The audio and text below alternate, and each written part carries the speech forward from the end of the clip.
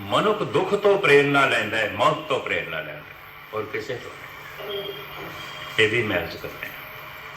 इस वास्ते दुनिया के पहले अवतारी पुरुष ने धन गुरु नानक देव जी महाराज, जो कहते हैं दुख दारो सुख रोग भय। जब सुख रोग बन जान, सुख हंकारी बना देवे, सुख अयाश बना देवे, सुख आलसी बना देवे, फिर दुख ही बंदे नूं सुचेत करता है, और कुछ नहीं, और कुछ नहीं। कथा कीर्तन नाल नहीं सुचेत होंदा। मंदिर मस्जिद गुरुद्वारियां दे धुआंधार सत्संग हो रहे हैं, लेकिन मनुख की तर्जे जिंदगी भी दिखाई दे रही है, कुछ भी नहीं। प्रेरणा मौत तो मिल रही है। गुरु भी कह रहे हैं, पहला मरण कबो जीवन की छड़ास। तो खैर मैं अर्ज कर रहा सी,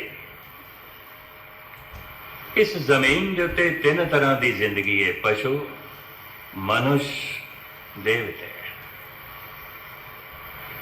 पशु केवल पशु ने, देवता केवल देवता है।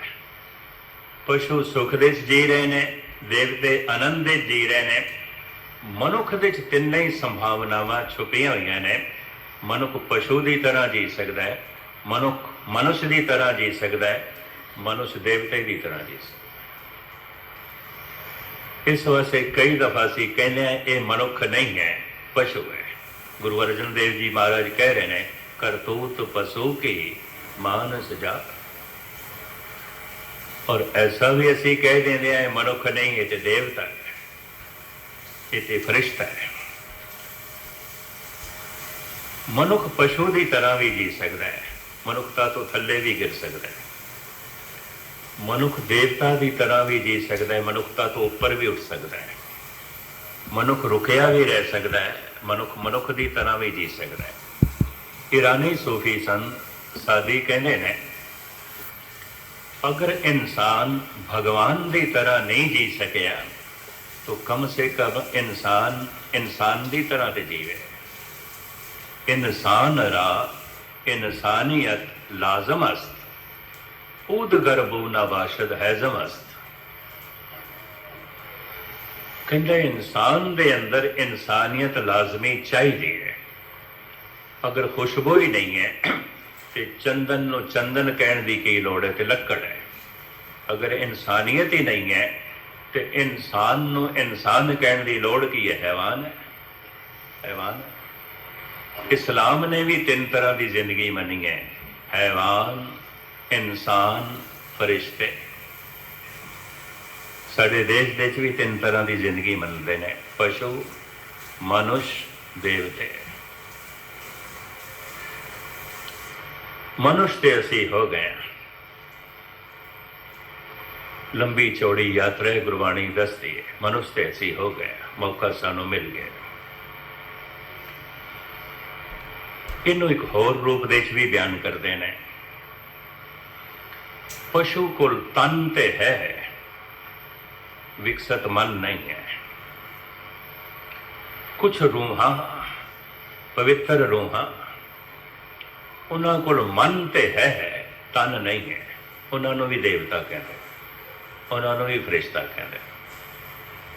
कुछ रूहां जो चंगियां ने उन्होंने फरिश्ता देवता कह देंगे ने, जो माड़ियां ने उन्होंने भूत प्रेत कह देंगे। कई कोट भूत प्रेत सूकर मिर्गा। जैसे मनुखों के कुछ चंगे मनुख ने, कुछ माड़े ने, और रूहां भी इस तरह दी। माँ बाप का जीवन चंगा होवे, समाजिक जीवन चंगा होवे, चंगियां रूहां के जन्म के कारण बन जाते। समाजिक जिंदगी बड़ी भ्रष्ट होवे तो भ्रष्ट रूहां का जन्म होता है। इस तरह होता है। माँ के संस्कारां नाल रूहां के संस्कार मेल खान जन्म होता है। पशु को तन है, मन नहीं है। देवते को विकसित मन ते है, सारे संस्कार उहदे कोल मौजूद ने, ज्ञान है। लेकिन मंजिल की पूर्ति प्रभु विच लीन हो सके, जिहड़ी साधना रह गई है, उहदे वास्ते तन चाहिए, नहीं है। देवते कोल मन है, तन नहीं है। ਕੇਵਲ ਮਨੁੱਖ ਹੈ, ਇਹਦੇ ਕੋਲ ਤਨ ਵੀ ਹੈ, ਮਨ ਵੀ ਹੈ। ਈਸ਼ਵਰ ਦੇ 'ਚ ਲੀਨ ਹੋਣ ਦਾ ਮੌਕਾ ਨਾ ਪਸ਼ੂ ਕੋਲ ਹੈ, ਨਾ ਦੇਵਤੇ ਕੋਲ ਹੈ, ਕੇਵਲ ਮਨੁੱਖ ਕੋਲ ਹੈ। ਭਈ ਪ੍ਰਾਪਤ ਮਾਨੁਖ ਦੇ ਹੋਰੀਆ, ਗੋਬਿੰਦ ਮਿਲਣ ਕੀ ਇਹ ਤੇਰੀ, ਇਹੀ ਤੇਰੀ ਅਵਸਰ, ਇਹੀ ਤੇਰੀ ਬਾਤ। ਘਟ ਭੀਤਰ ਤੂੰ ਦੇਖ ਵਿਚਾਰ। ਦੁਨੀਆ ਭਰ ਦੇ ਅਵਤਾਰੀ ਪੁਰਸ਼ ਮਨੁੱਖ ਨੂੰ ਸਮਝਾਉਣ ਵਾਸਤੇ ਆਏ ਨੇ, ਕਿਧਰੇ ਪਿੱਛੇ ਨਾ ਮੁੜ ਜਾਏ। ਪਾਣੀ ਨਿਵਾਣ ਦੀ ਤਰਫ ਆਪਣੇ ਆਪ ਜਾਂਦਾ ਹੈ, ਪਰ ਚੜਾਈਆਂ ਤੇ ਚਾੜਨਾ ਹੋਵੇ ਤਾਂ ਪ੍ਰੈਸ਼ਰ ਦੇਣਾ ਪਏਗਾ, ਉਂਝ ਨਹੀਂ। ਜ਼ਿੰਦਗੀ ਨਿਵਾਣ ਦੀ ਤਰਫ, ਪਸ਼ੂਆਂ ਦੀ ਤਰਫ ਆਪਣੇ ਆਪ ਜਾਂਦੀ ਹੈ। ਮਨੁੱਖ ਆਪਣੇ ਆਪ ਹੀ ਲੋਭੀ ਬਣ ਜਾਂਦਾ ਹੈ, ਕ੍ਰੋਧੀ ਬਣ ਜਾਂਦਾ ਹੈ, ਕਾਮੀ ਬਣ ਜਾਂਦਾ ਹੈ, ਹੰਕਾਰੀ ਬਣ ਜਾਂਦਾ ਹੈ। ਕੋਈ ਕਿਤਾਬਾਂ ਪੜ੍ਹਨ ਦੀ ਲੋੜ ਨਹੀਂ, ਕੋਈ ਫਿਲਸਫਾ ਪੜ੍ਹਨ ਦੀ ਲੋੜ ਨਹੀਂ, ਕੋਈ ਕਥਾ ਕਹਾਣੀਆਂ ਪੜ੍ਹਨ ਦੀ ਤੇ ਸੁਣਨ ਦੀ ਲੋੜ ਨਹੀਂ। ਮਨੁੱਖ ਆਪਣੇ ਆਪ ਹੀ ਹੰਕਾਰੀ ਹੋ ਜਾਂਦਾ। ਪਾਣੀ ਨਿਵਾਣ ਦੀ ਤਰਫ ਆਪਣੇ ਆਪ ਜਾਂਦਾ ਹੈ। ਪਾਣੀ ਬੁਲੰਦੀਆਂ ਤੇ ਜਾ ਸਕੇ, ਪ੍ਰੈਸ਼ਰ ਚਾਹੀਦਾ ਹੈ। ਮਨੁੱਖ ਆਪਣੇ ਆਪ ਸੰਤ ਨਹੀਂ ਬਣ ਸਕਦਾ, ਭਗਤ ਨਹੀਂ ਬਣ ਸਕਦਾ, ਬ੍ਰਹਮ ਗਿਆਨੀ ਨਹੀਂ ਬਣ ਸਕਦਾ। ਸਤਸੰਗ ਦਾ ਸਹਾਰਾ ਚਾਹੀਦਾ ਹੈ, ਅਵਤਾਰਾਂ ਦਾ ਕਲਾਮ ਬਾਣੀ ਚਾਹੀਦੀ ਹੈ, ਕਥਾ ਕੀਰਤਨ ਦੀ ਸਾਧਨਾ ਚਾਹੀਦੀ ਹੈ, ਅੰਮ੍ਰਿਤ ਵੇਲੇ ਦਾ ਉੱਠਣਾ ਤੇ ਜਪ, ਇਹ ਸਾਰੇ ਸਾਧਨ ਚਾਹੀਦੇ ਨੇ,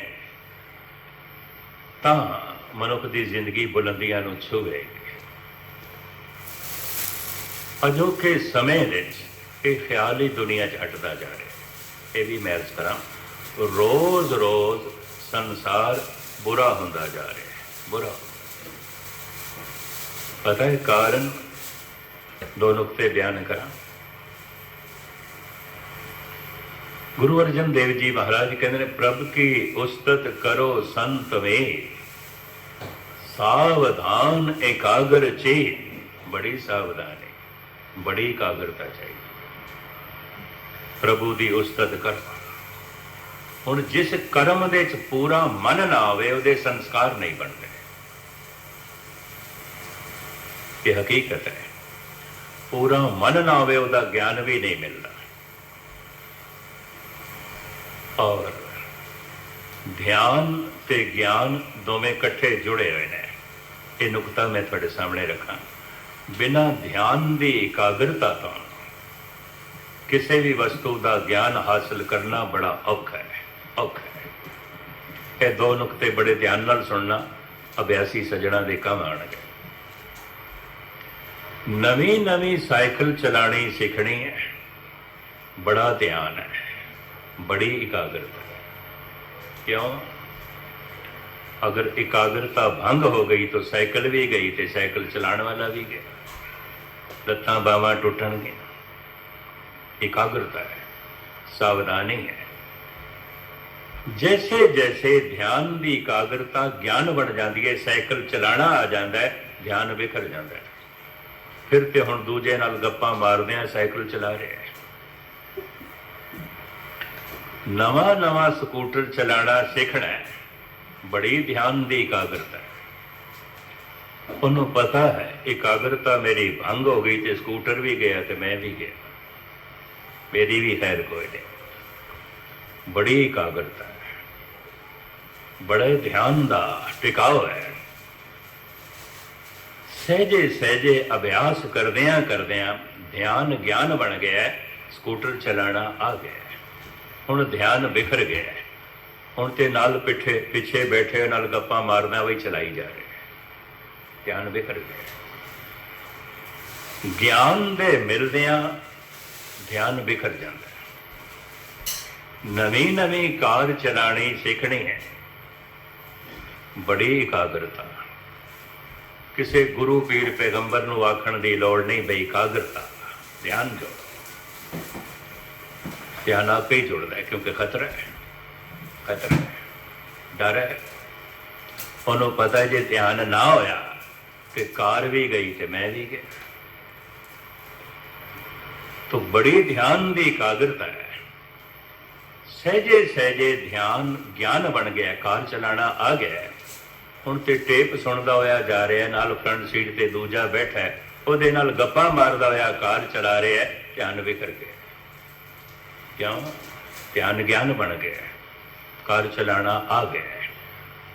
अगर एक दफा प्रभु नाम दे च ध्यान जुड़ जाए, ध्यान कदी बिखरदा नहीं।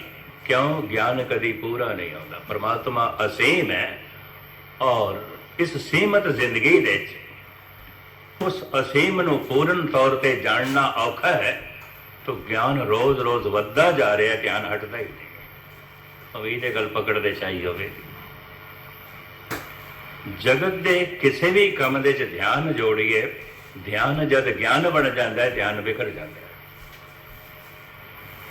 प्रभु नाम दे च ध्यान जुड़िया कदी बिखरदा नहीं, कदी भी नहीं। कारण ज्ञान कदी पूरा होंदा ही नहीं, होंदा ही नहीं।